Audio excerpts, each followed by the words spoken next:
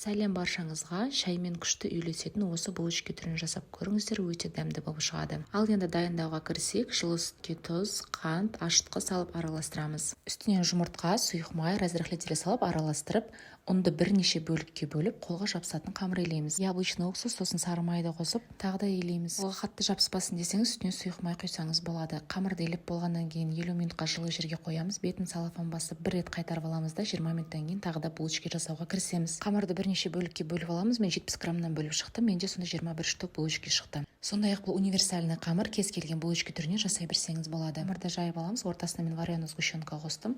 Осылай видеода көрсетілгендей форма шығарамыз. Вареная сгущенкадан басқа, сонымен қатар салмасына сіз сүзбені қоссаңыз, тосап қоссаңыздар да болады. Барлық булочкамыз жасап болғаннан кейін 20 минутқа бетін жауып простойкаға қоямыз. Посыпкасын жасаймыз. Сары май, қант, ұн барлығын қолымызбен езіп, крошка жасаймыз. Булочканың үстілерін жұмыртқамен жағып, оның үстіне посыпкаларды сеуіп шығамыз. Алдын ала қыздырып алған пеште 180 градуста беті толығымен қызарғанша пісіріп аламыз. Булочкалар дайын болды. Осындай әдемі, керемет болып шығатын булочкаларды сіздер де жасап көріңіздер. Видео ұнаған болса, маған лайк басып, тіркеле кетіңіз. Ас болсын.